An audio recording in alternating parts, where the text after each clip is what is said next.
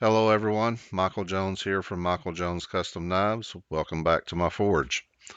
In today's video, I'll be going back to some old footage that I shot a few years ago when I was first starting out learning how to forge.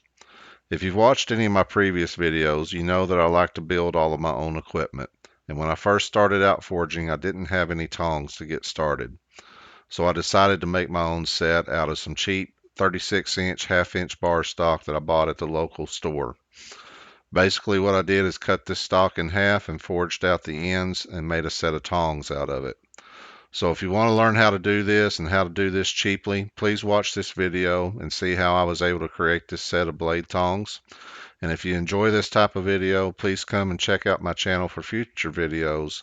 And as always, please remember to subscribe.